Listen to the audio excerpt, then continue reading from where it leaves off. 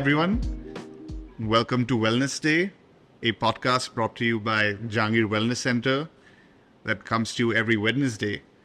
And that's going to be covering all aspects of wellness, whether it be movement, nutrition, your emotional, mental well-being, your lifestyle, and preventive healthcare checkups. All aspects of wellness we're going to be covering in various episodes.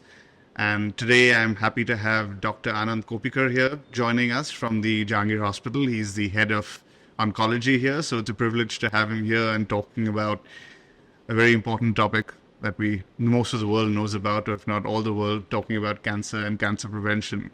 Thank you very much for being here, Doc. Yeah, thank you. Thank you for getting me here, and it's a very good afternoon to all of you. Absolutely. So we'll just get straight into it. Now, before we get into cancer in particular, I thought I'd just ask you, what does wellness mean to you?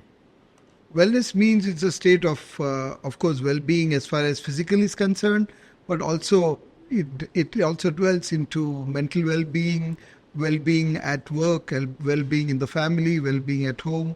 So it's a very complex sort of situation where a person who has well-being is probably a happy soul and is happy in all spheres of life. So and that's so important that you probably want that when someone is well or when they're unfortunately in some kind of sickness. Yes. So it's not, wellness does not mean only not sick. Correct.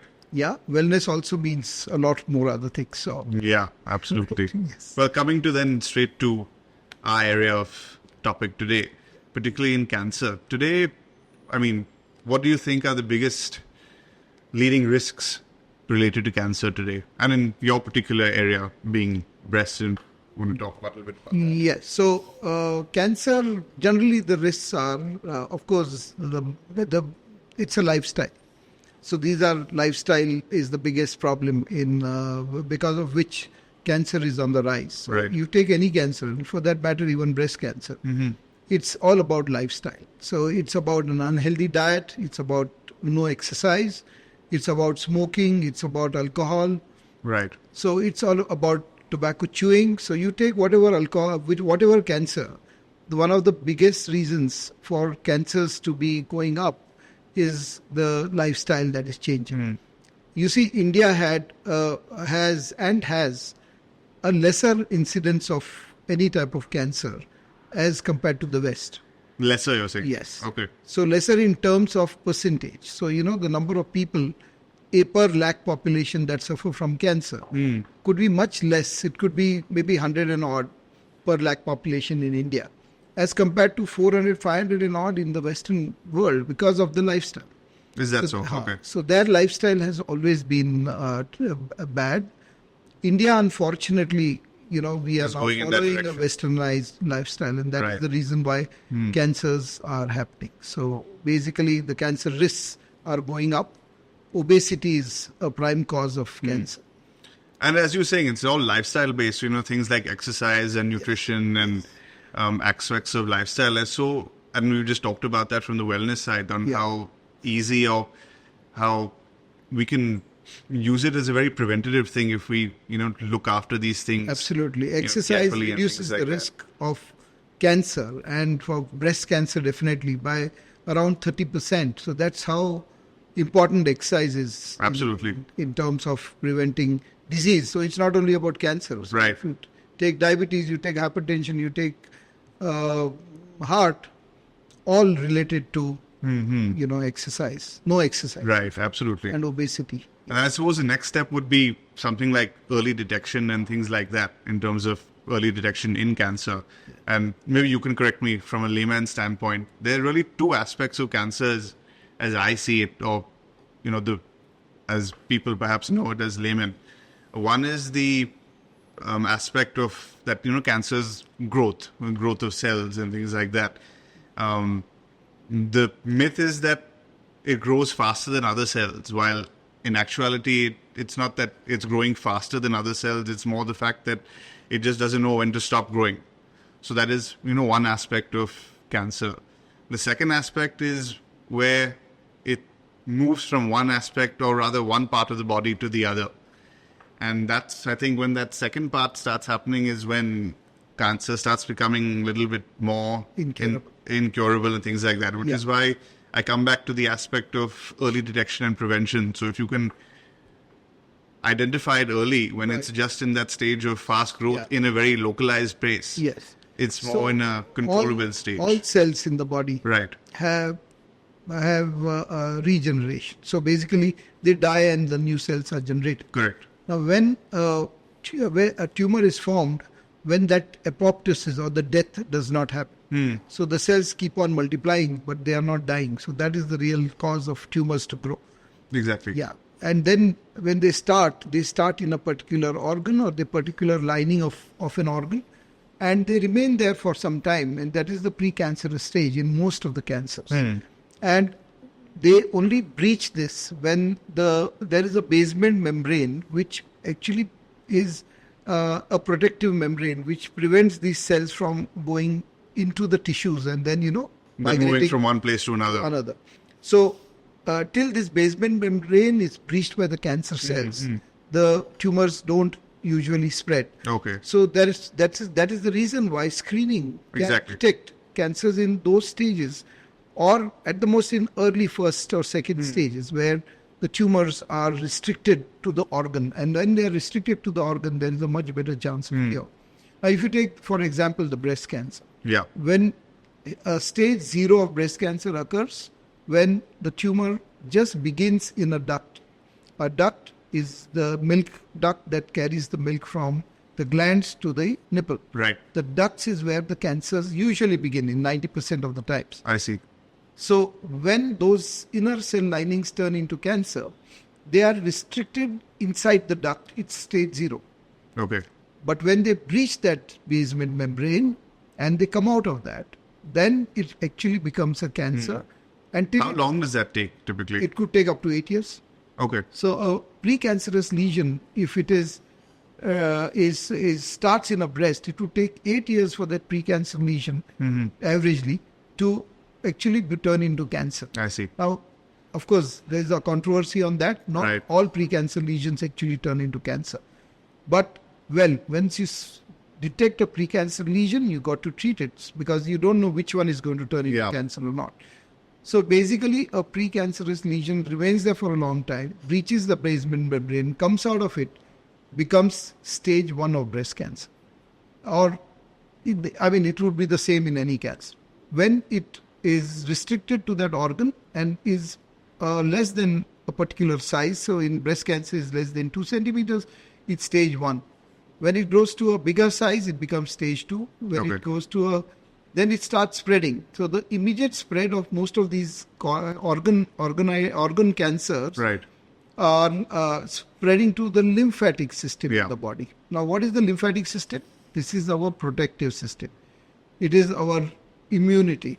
So if there is a tonsillar attack, you get lymph nodes in the neck. So the nodes are protecting our body by not allowing disease to spread to the rest of the body.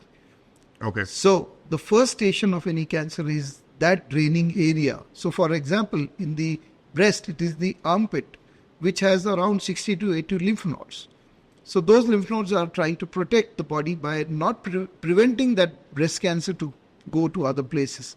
But in that process, some of these lymph nodes get affected. Okay. And then Understood. it turns into second 2B stage of breast cancer. Then when the tumor becomes larger, the lymph nodes become larger, then it goes to stage 3. So similar things happen in Okay. other organs. And then when it is stage 4, it has gone to Right. other But taking a step back then perhaps, what can a healthy person do in terms of on the preventative side and from the checkup side? What would you recommend that someone does on a yearly basis or biannual basis? So depending on their age, their profile, what were the things that you would recommend that they should be doing from a screening standpoint? Yeah. So the first of all, they need to get into the wellness and they start Right. looking after their health, good exercise, good diet, etc.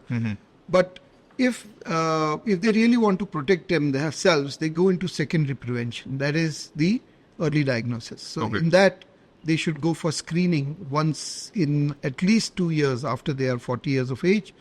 And in terms of breast cancer, it usually starts at 40, but I would say that any cancer probably should start around that age. But by Because- screening, you mean like what are the tests that So the you test should that be we doing? do is we usually do a mammography, Right. and every 2 years for women who present themselves for screening, and maybe after 50 years of age they should go for a yearly screening. This is the Okay. international recommendation. Right. Now in India, I would really change that a little bit, looking at the way our cancers are. They happen at a younger age, breast cancers. Which is starting to happen more and more now. Yes, and we get breast cancers peaking at the age of around 40 to 44 years of age. So By suppose peak, we are- you mean the number of people Yes. that are getting it at this age? Yes. Okay. So, the number of cancers the maximum number of cancers seem to be happening at the age of 44, 45. I see.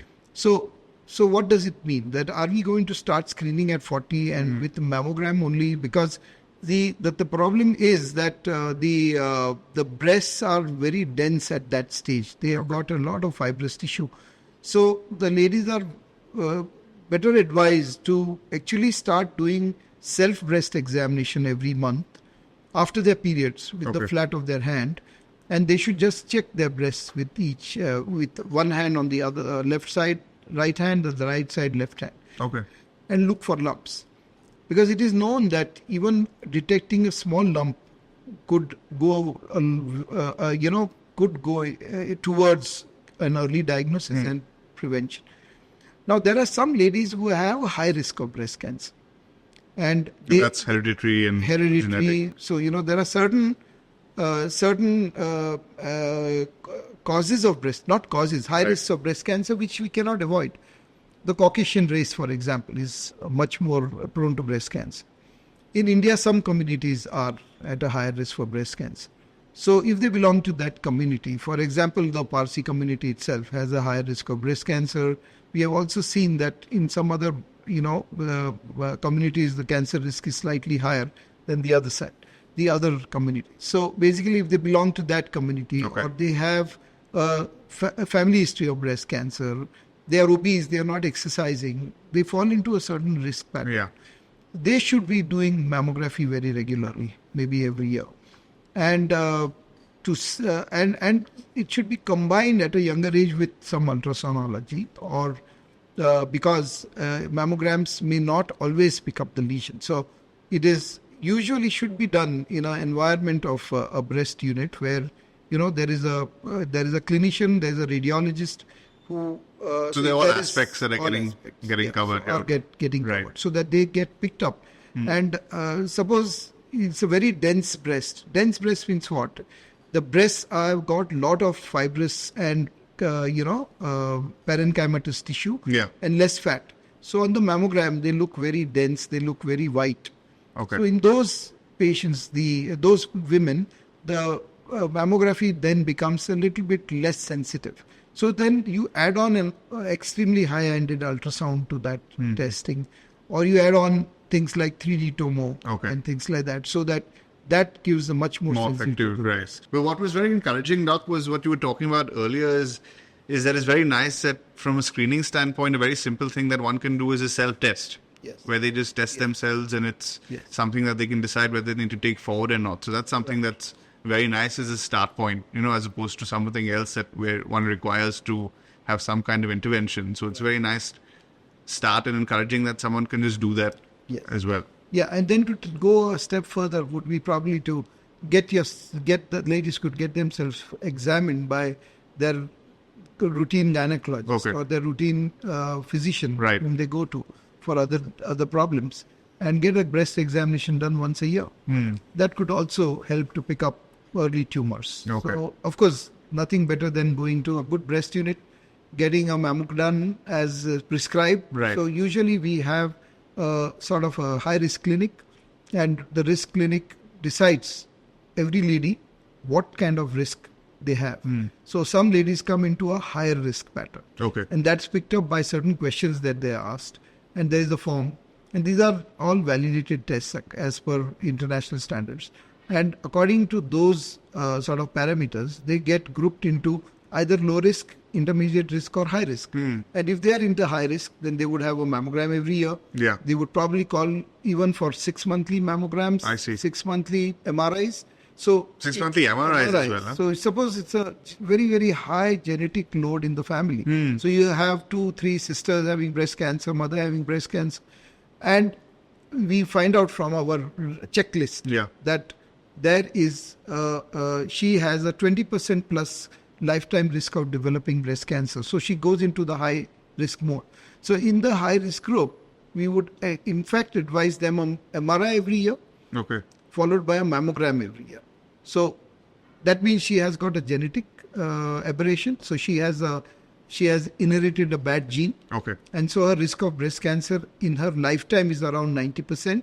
So that lady definitely needs counseling. So we have a counseling where we tell them that we counsel them about preventive surgeries. Now, for example, preventive surgeries. Yes. I see. So suppose a patient is very young, has a very strong family history, and she comes to us at, say, around 35 years of age, 37 years of age. And she doesn't have cancer. And she doesn't have cancer. But there will be some who at 25 years of age have found out that they have a genetic aberration in the family and the gene is positive. So when you have a BRCA1 gene, one type of gene, then that family, that member is counseled for screening every year with an MRI starting at 25, adding a mammogram at 30. So you get an MRI and a mammogram done every 6 months. And then she's told to complete her family quickly. She's told to have an early child because actually having an early child before 30 years of age reduces the risk of breast cancer. Oh, I see. Yes. If she has an early child. Why is that? That is because of the way the hormone, it's all about hormones. And there is a risk pattern that develops just because the lady has a child after 30, she gets a higher risk of breast cancer. Though the risk is not tremendously high, but it goes up. Interesting. I didn't know that by actually having a child before 30 is reducing your risk of cancer. Then they have to breastfeed the child at least minimum 6 to 9 months. And that reduces the risk of breast cancer. So we'll give them all that advice. And then they have to also be followed up this regularly with these 2 tests, as I was telling you. And at an appropriate age, they might, if they are at a very high risk of breast cancer, they could be counseled for a double mastectomy with reconstruction. So, where we remove both the breasts and we reconstruct it either with the implants or we put in flaps and we reconstruct the breast. So a lot of our ladies have done that because they have an extremely high risk of breast cancer, which might happen to the extent of about 90% in their lifetime. So to eliminate So by doing that surgeries, that is eliminated. And then we also tell them that at the age of 40 or around 40, they also should have an oophorectomy, the salpingo oophorectomy. That means what is that exactly? That means that the ovaries and the tubes are removed laparoscopically, so that the risk of ovarian cancer, which is also around 50% in their lifetime, is again brought to zero.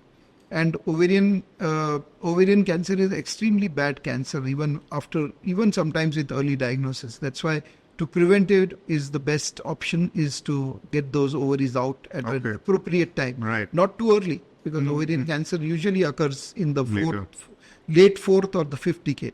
So, early 40s is the right time to get the ovaries out. So we do these preventive sort of counseling. And basically the important thing is that women must get into that cycle of trying to prevent breast cancer. They may not go to the extreme step of a preventive surgery. Ovarian cancer, 100% I would say they should go. But breast cancer, they may not go. They may just go for a yearly checkup, 6 monthly checkup. And that would, diagnose that cancer in such an early stage that it will be cured. And that just goes to show how testing has come also so far in terms of progress to be able to identify to the person in terms of their particular gene or genetic risk and things like that. Yes. So it's, interesting to see how treatment has also progressed in that direction as well. And just to add on, because there are a lot of viewers who will probably have heard about certain obnoxious things that are happening also in society, which they should be aware of. Yeah, absolutely. There are lots of people advertising, oh, we have a blood test that can diagnose breast cancer very, very early, even in the pre-cancerous stage. Right. Please don't fall for that, because there is no ratified or a test that has now been made available that can really predict anybody from getting breast cancer in future. Okay. Again, my biggest question to those guys who are propagating this test, suppose that blood test tells a woman you have going to suffer from breast cancer at maybe 5 years down the line. Are you going to treat her today? You're not good. What can you treat? Because there's no cancer. Yeah. You just put her into a state of mind that she's thinking, oh, tomorrow I'll get cancer. I may get cancer day after. I may get... You have upset her You're adding a quality huge of life. level of stress in someone's mind that can create something else. Yes. And as of today, also it is known that even if you diagnose breast cancer in the first stage, you can still cure it. So what is your daring hurry to diagnose? Absolutely. It's coming back to my first point about it being localized. You could control it to a fairly strong degree. Yeah. So basically, it's good for a lady to be well breast aware and look after herself and go for mammograms and all that. But somebody should not be paranoid about getting a blood test done 5 years so that you get a prediction 5 years later. It's like astrology. Well, astrologists might tell you that, oh, you will get breast cancer in 5 years. What do you do about that?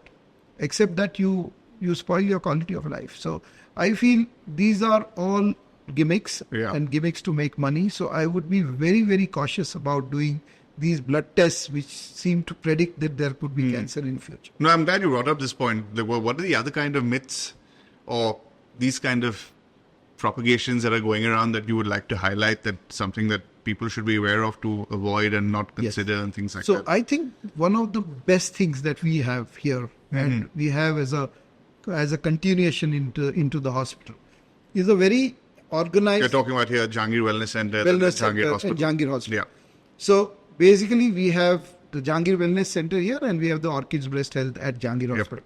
So these two units work in tandem. Absolutely. So you have a lady coming here and is there any suspicion? Right. She's referred immediately to the breast center with all the facilities. Yeah. Now, what is most important for ladies when they go for health checkups is that they should be sure that health checkup is backed by such units.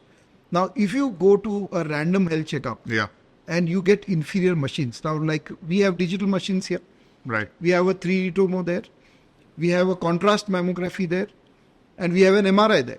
Yeah. So we have got the whole gamut to diagnose a lesion with the true perspective of either ruling out the cancer completely or diagnosing it correctly, not only correctly but diagnosing it to the extent that we know the exact extent of the tumor, how it is to be treated, and how the best possible treatment could be given.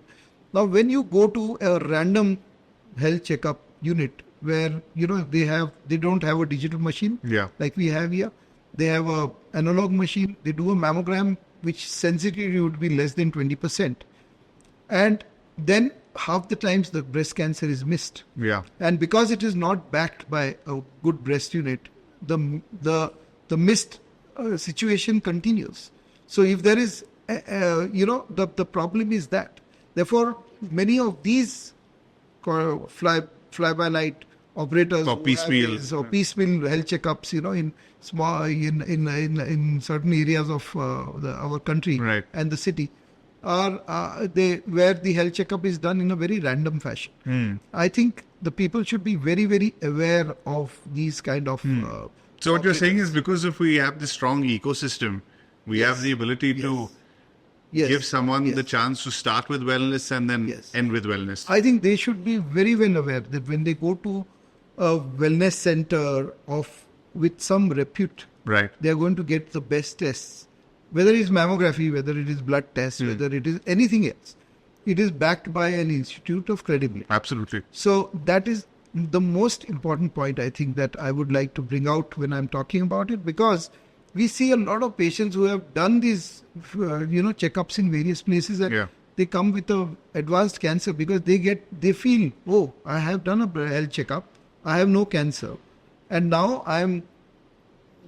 how did this cancer come up? The only reason is because it was missed. Yeah. So that is why they need to be very cautious as to which wellness center or health checkup unit they go to, and they should check what sort of equipment do they have. Are they backed by a good cardiology unit? Absolutely. Are they backed by a good gastroenterology unit? Are they backed by a good breast unit? So That's these what I are said. It's the full ecosystem. Yeah, the full And we want ecosystem someone has to to coming in with wellness and ending with Yeah. wellness. Yes. Yeah. Well, that's So very that is nice. why. And then the other of also the most important thing is that I think amongst the myths is that a lot of people believe that once you're in health checkup, you do a health checkup, you're absolutely rid of disease. And I think that is another myth. One has to still be careful. Absolutely, yeah. Because all these tests, whether it is mammography, whether it is the ECG or the echo, or it is any, they have the limitations of diagnosing a early disease. So it's not 100% foolproof. So one must realize that your continuous activity of keeping your health well should continue. Because just because you get a good chit from a wellness center that you're now healthy. Yeah. You have to stay that way. You have to stay well. To stay well. And you should continue to be aware about diseases and about, well, that one odd case, there might be that it may not get picked up even in the best wellness center. So they should keep a track on that. Okay. And they should, for example, you do a mammogram in the year, doesn't mean you should just be, okay, I'm done. I'm done. You should continue your breast self-examination. Because about 5% of breast cancers or 10% of breast cancers will never be picked up. Even if you're doing an MRI. Now that again, I come back to that whole ecosystem of having everything in place. Yes, absolutely. Okay. Right. Interesting. Well, coming to one of the last few questions I have, perhaps, we've talked about treatment and things like that, between chemo, radiation, and surgeries and things like that. Beyond that, what have you found to be the most effective tools when you're prescribing things beyond these three in terms of, you were talking about exercise and nutrition and things like that. What have you found that would be the most effective tools in that wellness chest that you would recommend for people to do beyond the treatment side? Like, what have you found to be the most effective things in terms of people's health when they're doing this kind of treatment? So when they're doing this, when someone is going through chemo, for example, Yeah. what are the things outside the regular prescriptions that you? So let's first address what is the treatment for breast cancer, for example.